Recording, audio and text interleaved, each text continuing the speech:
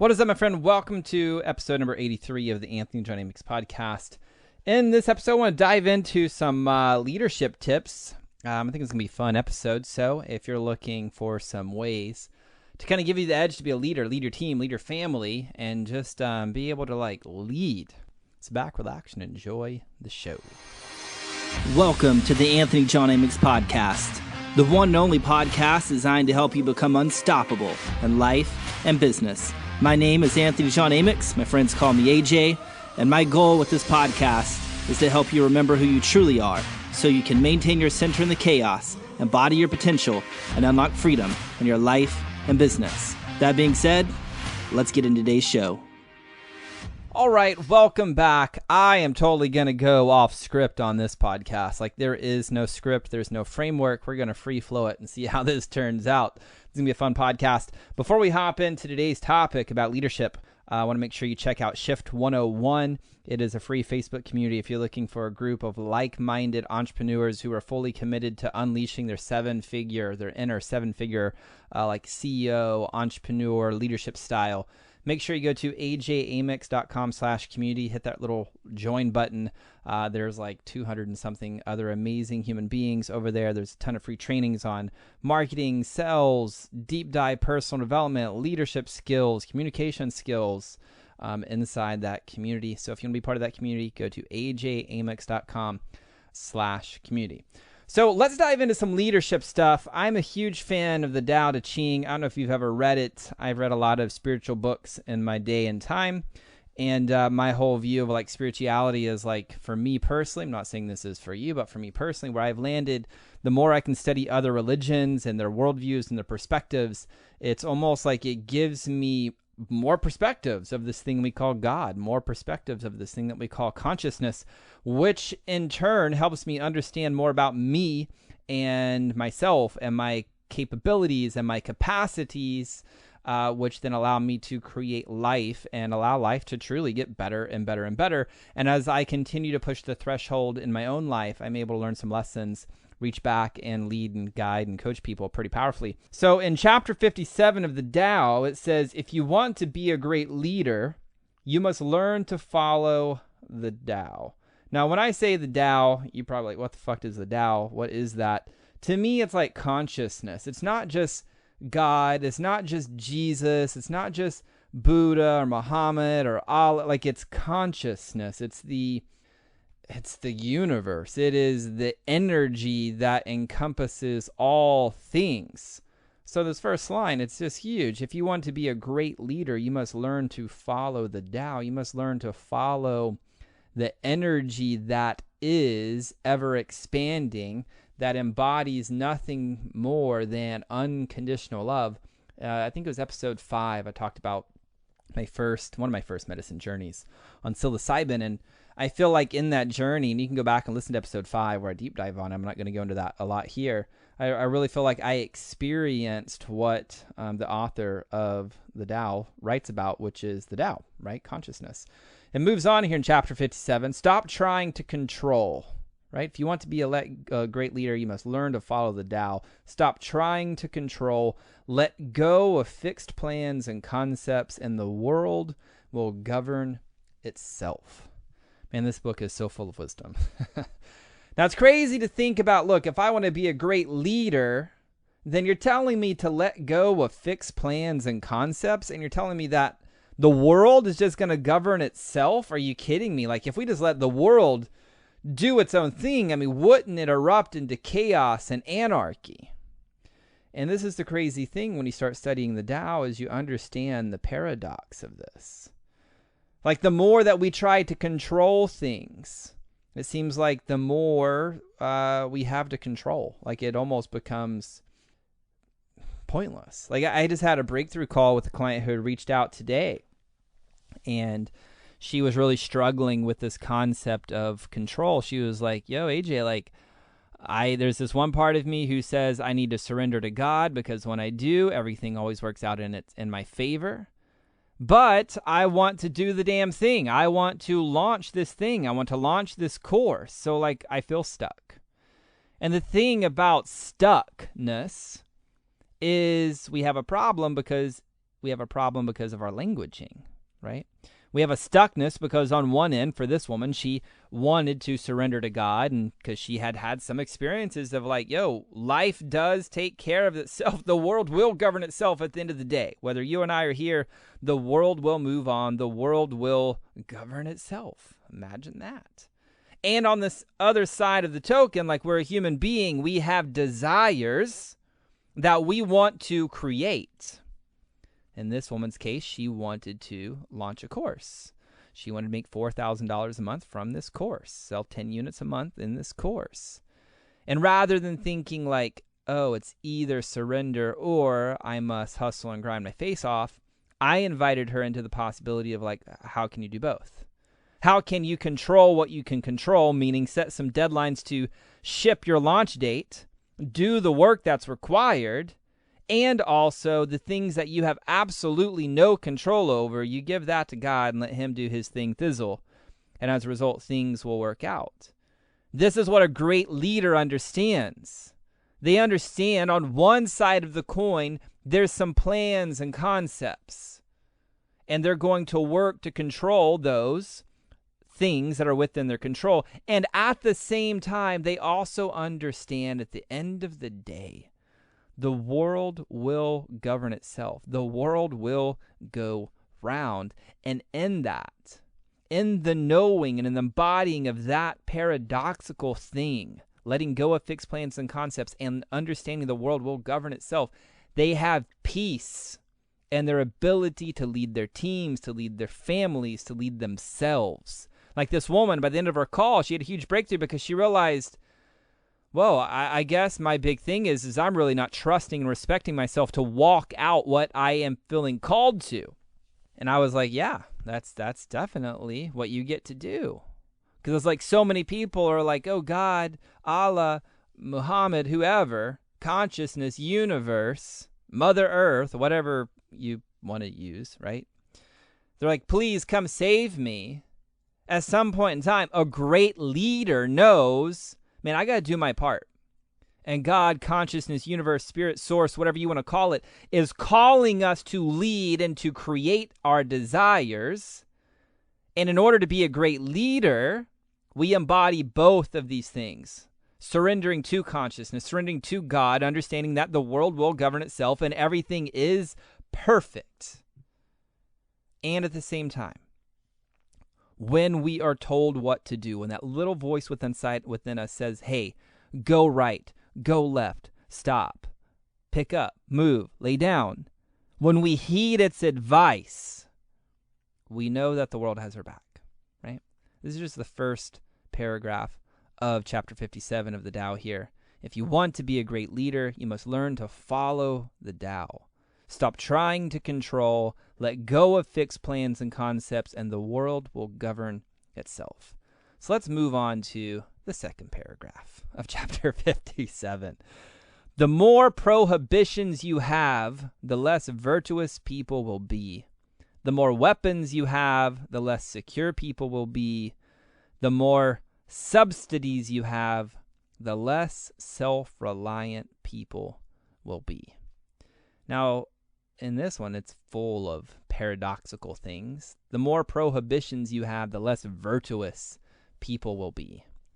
Man, I had a client on one of the group programs that we run called Unstoppable 90. I'm actually going to sit down here in my little recording booth studio thing. So if you're hearing things rustling around, that's what it is, me having a seat. And we were having a conversation around sex, actually. Grew up super conservative about what's right around sex, what's wrong around sex. And we're talking about this concept, how he gets to figure out what is his values, not the church's values, not his parents' values, but what were his values, and how does he want to walk that out? And the thing is he was afraid of his shadows because, again, there were prohibitions impressed upon him from his culture. And he's a very virtuous person. I mean, very virtuous. One of the most honest men I've ever met in my life. And he's afraid of like, oh, well, if I go against these prohibitions, will I not be virtuous? And like in this, it's understanding like if we let go of prohibitions and we have massive amounts of trust and respect for ourselves to walk in alignment and integrity with our values, if our values is love, then we know in that we're going to be virtuous. Because it comes back to this concept, and I've talked about this on many times in this show, and I'll bridge this back into being a powerful leader. When we have prohibitions, when we have weapons, when we have subsidies, we have resistance. And one of the universal truths that we experience as a human being is that which we resist persists. So we have prohibitions around, oh, well, don't have sex this way, don't do this way, don't drink this way, don't smoke this way, don't. All of these prohibitions, then we're living in resistance to trusting our desires and learning how to walk in integrity with those desires because we're not living in resistance. So what does this have to do with being a great leader? Well, number one, if we're going to lead our family powerfully, if we're going to lead our company powerfully, we have to lead ourselves powerfully first.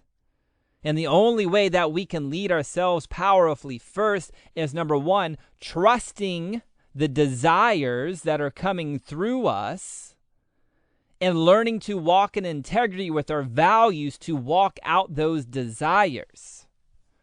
So let me bridge it back to this one client. He had prohibitions around sex. When he looked at a woman, he felt shame because he's like, my mind goes to sexual places. And in that, I feel shame. And I had him share some of these, like, well, where does your mind go? Does it, like, go doggy style, missionary? Like, there's no right or wrong, bro. Like, you're a human being. It's normal.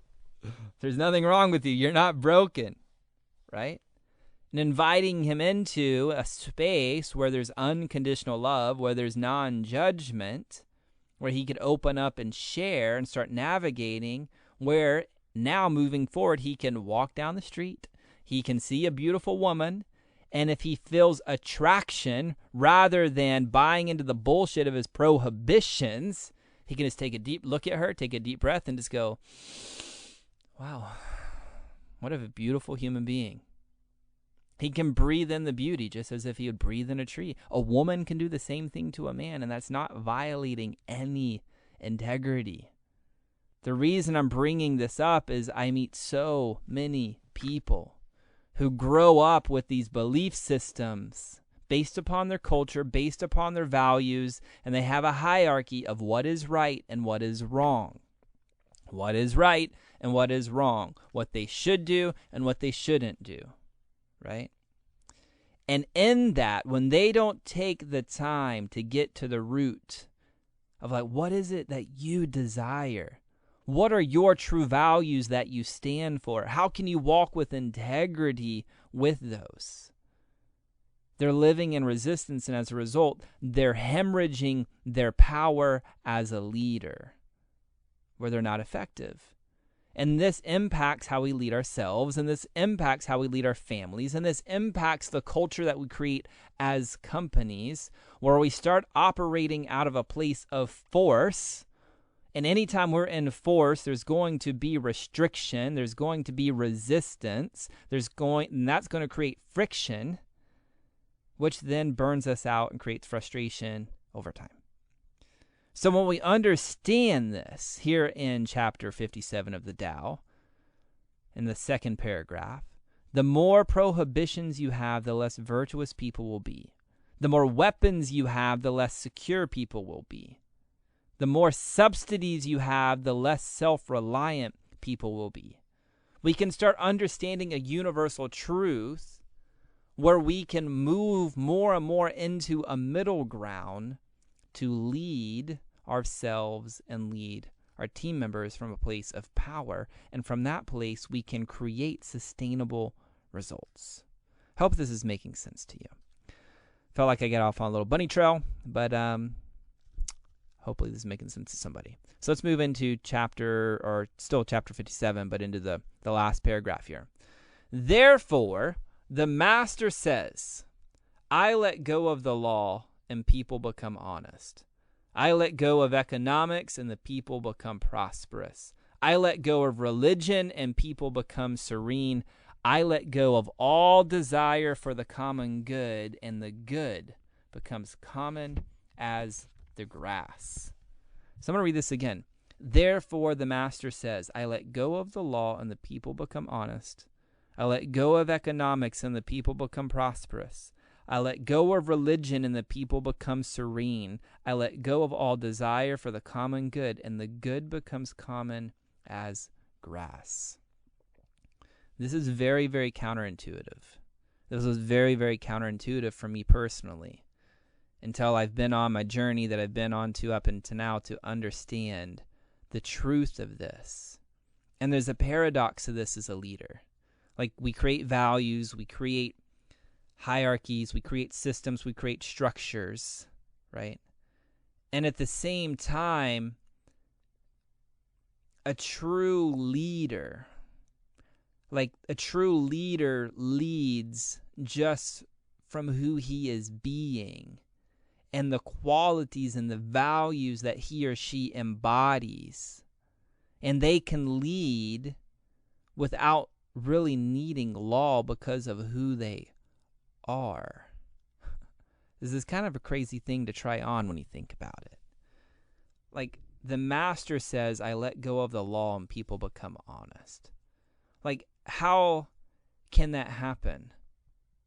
Like, and I'm not talking at a huge macro here saying, hey, the world is going to hell in a handbasket and we should let go of all law because that's what's going to make the world honest. That's not what I'm saying. That's not what I'm saying. This is about you and you creating your world and you leading powerfully and understanding some of the deeper truths to being a conscious leader who's leading powerfully, right? So let me make this make sense. I have a daughter. She's 2 years old. If I know, like, if I give my daughter 1,000 prohibitions and say, hey, babe, you can't do this, you can't do that, you can't do this, you can't do that, you can't do this, you can't do that. I grew up with people like this. She's going to rebel, right? The more her prohibitions I give her, the less virtuous she's going to be. Therefore, I will let go of the law and she will become honest. Why is that?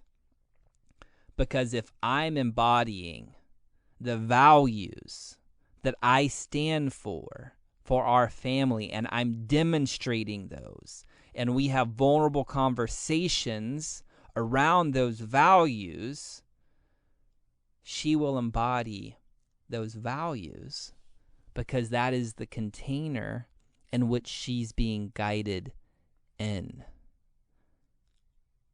I'm just going to let that sink in for a second. Now, somebody listening to this like, oh, your daughter's 2. You have no fucking clue what you're talking about. Just wait till she gets into being a teenager. Then you shall see. And maybe I will. But what I've experienced up until now is the people who have the most rules seem to be the most rebellious. I've also seen on the other side of that, right? The other side, oh, don't give any child a rule, and children want rules. They want boundaries. So I am attempting to walk out the center ground. And I'm offering you a call to arms, so to speak, in your family, in leading you, and leading your culture, and leading your business, and leading your team. How can you adopt more of a centered approach where you're not so rigid in what is right and what is wrong, or what should be or shouldn't be, and you're willing to walk in alignment and honor the paradox where power is found, and by doing so, you actually yield more results. Meaning, leading team, less turnover, more respect, more trust, people showing up and loving to do their job. In the family, more connection, more trust, more respect, more fun, more intimacy with your spouse. In the game with self, more connection to who you are as a human being, more freedom, like full-on joy and freedom and peace to express your desires and fully embody your purpose.